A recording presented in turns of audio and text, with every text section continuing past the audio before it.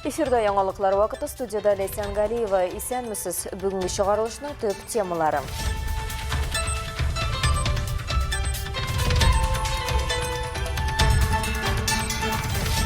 Вируслар сезоны. Табиблар тамак авыртуы, түшкіру һәм құлаклар тығылуы очракларының артуын билгеләй. Антибактериаль препарат вирусқа каршы ярдәм итә алмый. Тикмәгә эчү организмга зур зарар китерергә мөмкин.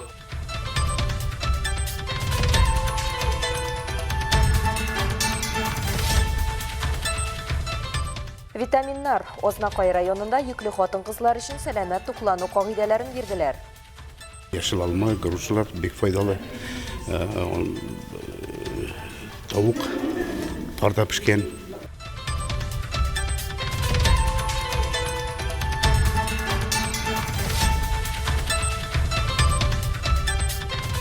Диплом спектакле. Әлмәт музыка клияты студентлары сәхнә яулый. Нәбира Пагыймадинованың «Йылан» спектаклен сәхнәләштерәбез. Әлеге әсәр буенча ул спектакль куячак безнең яраткан театрыбыз сәхнәсендә.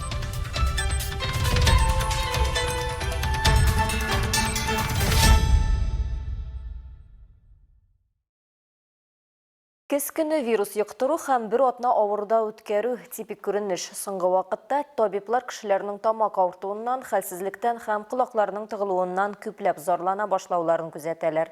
Безнең төшерү төркеме 3нче поликлиника терапевты белән аралашып кайтты. Бу хакта Алсу Ахмәтҗанова дәвам итә.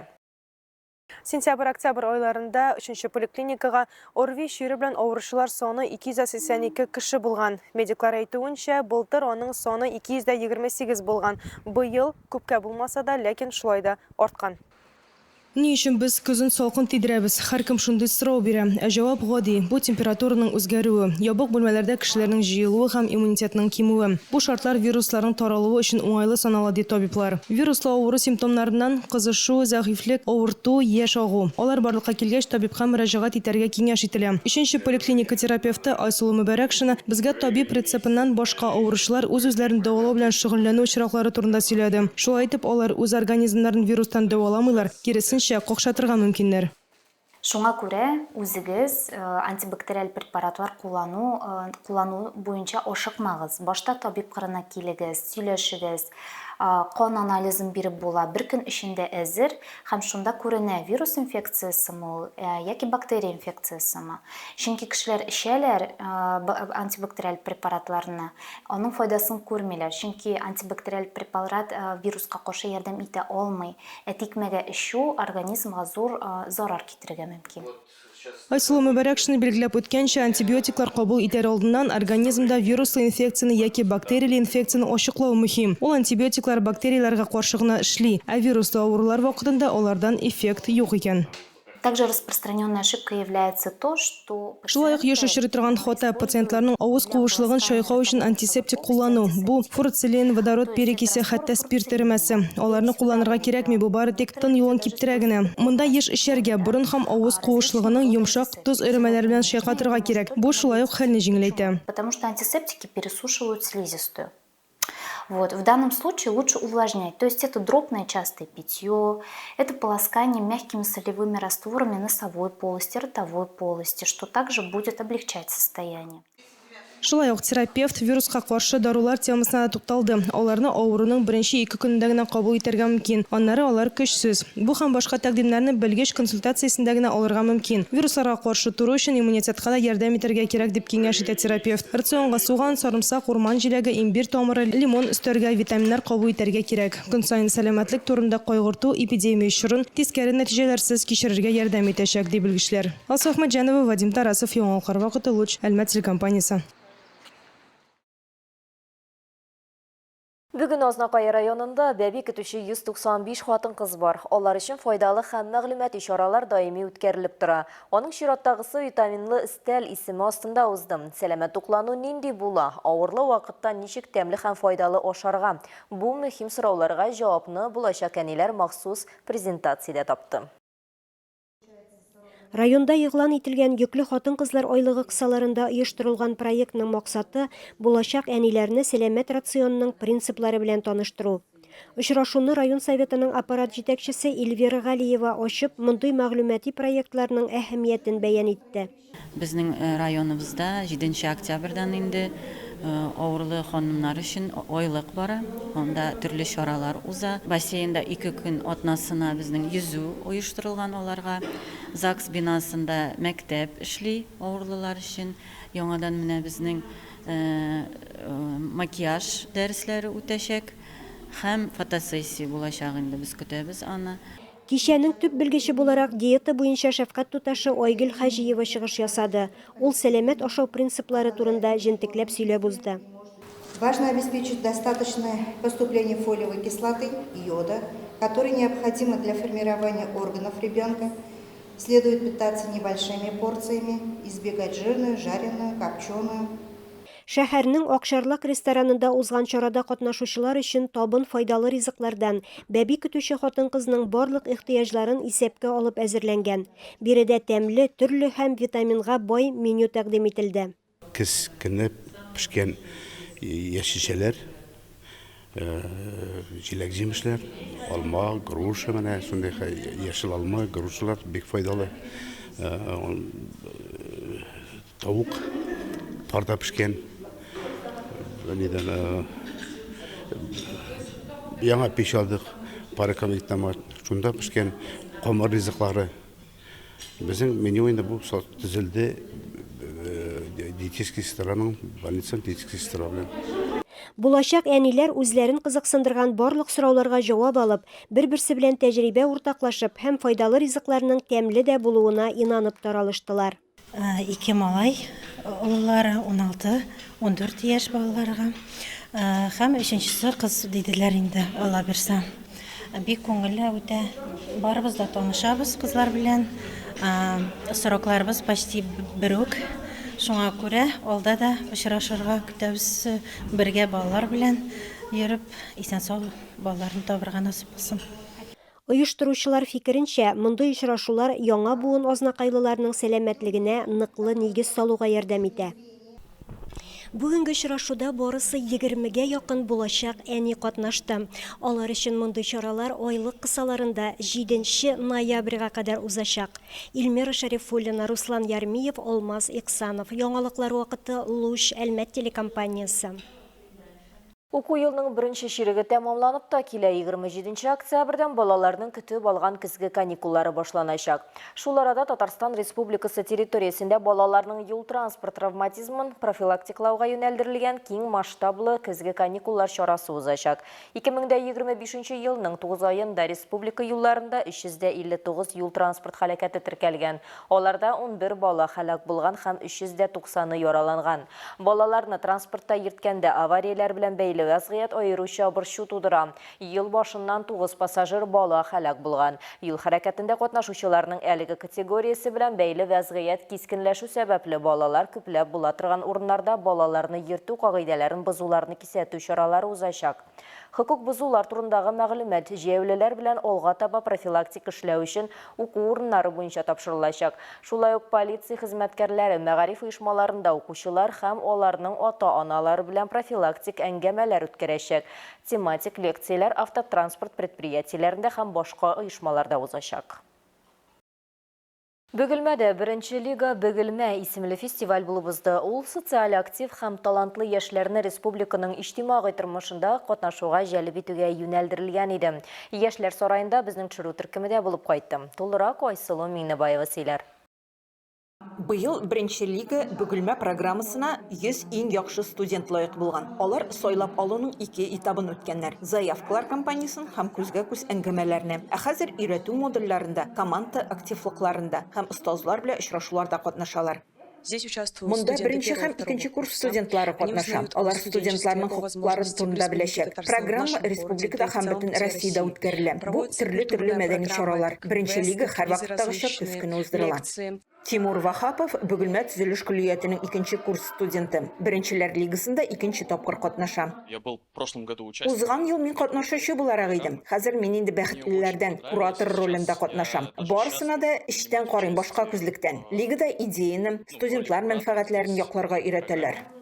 Беренчеләр лигасы программасы студентлар турында һәм алар өчен. Чарада студентлар лигасы җирле яшьләр иҗтимагый оешмасы да катнаша. Әлеге яшьләр хәрәкәте үзләренең кадрлар программасын тәкъдим итә.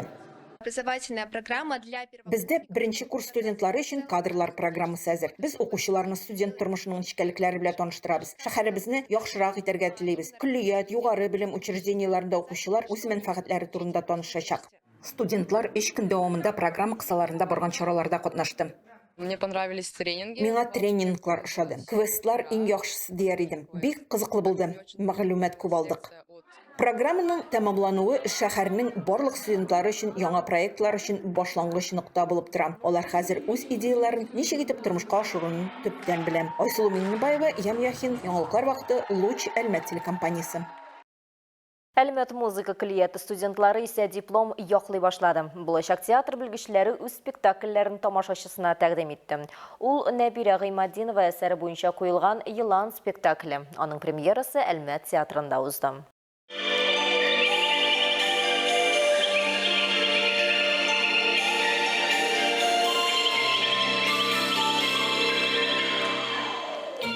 Спектакльне сәхнәгә Камилә Зәйнуллина куя. Әлмәт музыка клиентының халык сәнгать иҗаты, театр иҗаты белгечлеген үзләштерүче студент, яраткан язучысы Нәбирә Гыймаддинова иҗатына мөрәҗәгать иткән. Муса Җәлил премиясе, Габдулла Тукай исемендәге Татарстан дәүләт премиясе лауреаты, Татарстанның халык язучысы Нәбирә Гыймаддинова әсәрләрендә төп темаларның берсе хатын-кыз язмышы. Геройлары уңай да тискәре дә түгел, аларда яхшы да, начар сыйфатларда бергә үрелеп яши. Аның әсәрләре халык арасында иң яратып укыла торганнардан. Камилә Зәйнуллина да Нәбирә Гыймаддинова әсәрен сәхнәләштерергә хыяллана һәм «Йылан» хикәясен сайлый. Драма әсәре итеп формалаштырырга кураторы Айлита Тимергалина ярдәм итә.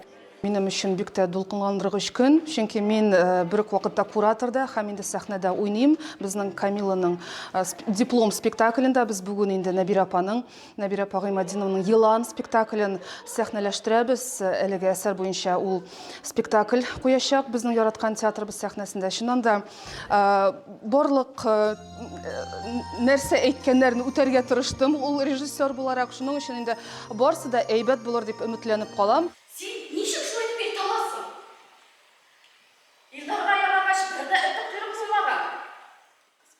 Спектакльдә студентлар һәм укытучылар гына түгел, Камиләнең танышлары һәм туганнары да уйный. Мисал өчен, Гуатия ролен башкаручы Гүзәл Вәлиуллина 23-нче янгын сүндерү коткару бүлеге инспекторы, театр яратучы буларак бик дулкынланып та, шатланып та катнашырга алынган.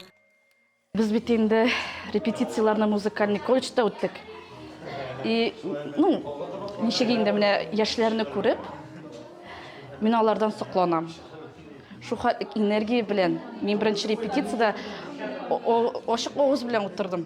Мәйтәм, шу хәтлек алар бөтенсә шундый талантлы, аларның энергиясы. Син, Йылан, бәк зәһәр Йылан, ирсез тапкан аланымны ике кабат югалтырсың. Зәйнәп ролен башкаручы Ләйсән Латыпова мәдәният идарәсе хезмәткәре. Бүген декрет ялындагы әни, бик рәхәтләнеп уйнадым, ролемне дә яраттым, ди ул. Миңа мәсәлән, бу рольне уйнау мин әни буларак бер яктан җиңел дә булды, мин аны әни буларак аңлыйм. Но икенче яктан ничектер мин ул хәтлек, үземне ул хәтлек мәрхәмәтлегә бәлки санап та бетермимдер. Менә ниндидер конфликт түгел ул, менә хөрмәт ул персонажга минем күңелдә бар.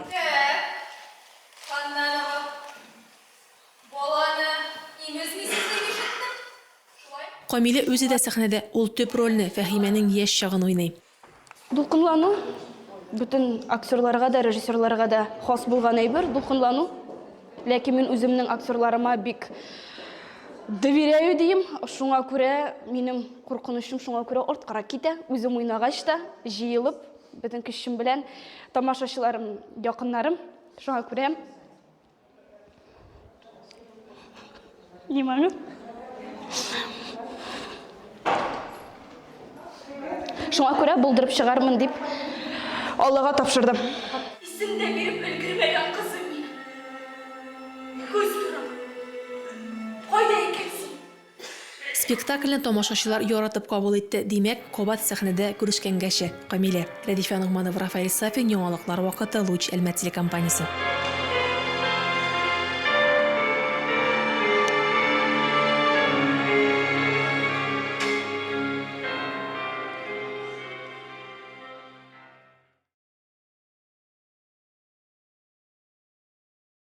Әлмәттә узган елның җәендә ошык остаханәләр эшли башлады. Тиз арада ул әлмәтлеләр һәм шәһәребез кунакларының яраткан иҗади очрашу урыннарының берсенә әверелде. Мондый мөмкинлекне безгә Татнефть компаниясе бүләк итте. Беренче сезонда остаханәләрдә 8 резидент эшләде. Яңасында 12 иҗат остасы үз тамашачыларын җыйды.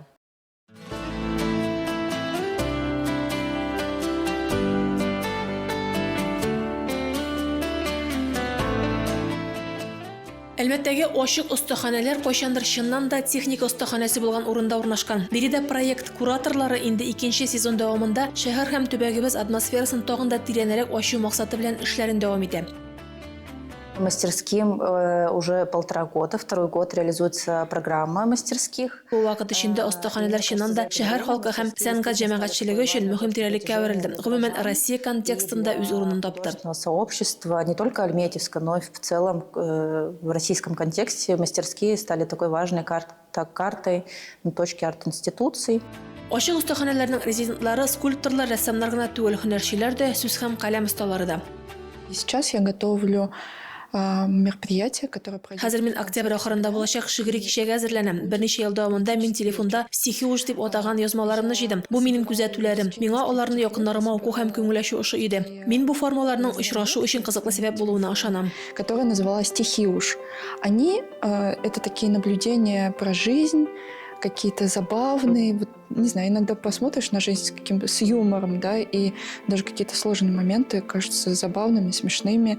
И мне нравилось их читать мужу, друзьям, потому что и нравилось их веселить. Я подумала, что вот эти формы, которые не совсем стихи, а стихи уж, могут быть интересным на самом деле, не знаю, интересным поводом для встречи.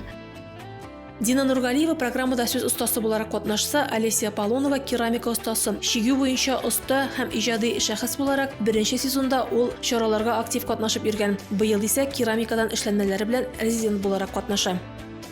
Открытые мастерские, они дали мне поверить в себя. Я поверила в себя как керамист, потому что... Ошык остаханәләр миңа үз-үземә ышаныч бирде. Керамист буларак та үземә ышандым һәм аның ярдәмендә мин үз студиямны да ачтым хәтта. Остаханәләр миңа үсеш өчен этәргеч бирделәр. Я уже открыла свою студию, то есть они дали мне такой большой пинок, толчок в искусство и в то, что у меня получится, то, что я все делаю правильно, и я безумно благодарна открытым мастерским за такую поддержку, и за шанс, и за возможности. Ошык остаханәләрдә һәркемгә шат булачаклар. Аларның очрашуларында катнашу ирекле, тик алдан язылу шарт. Бу шимбә мисал өчен әлмәтлеләрнең иҗади өмәдә көтеп калачаклар. Иртәнге 10-да Мораллар буйлап сәяхәт һәм калабыз арт объектлары тирәсен җыештыру планлаштырыла. Маршрут азагында катнашучылар айсберг клубында чәй эчәргә җыеналар. Үзегез белән чүп өчен капчы һәм бияләйләр, чәй янына күчтәнәчләр аларга онытмагыз. Очрашу урыны Гафиятуллин урамы 2нче йорттагы Мурал. Радифа Нугманова, Алия Моратова, яңалыклар вакыты, Луч Әлмәт телекомпаниясе. Бүгінге шулар иде. Мин Лейсан Галиева һәм монтаж операторы Динара Гайнетдинова сезнең белән саубуллашабыз. Исән сау булыгыз.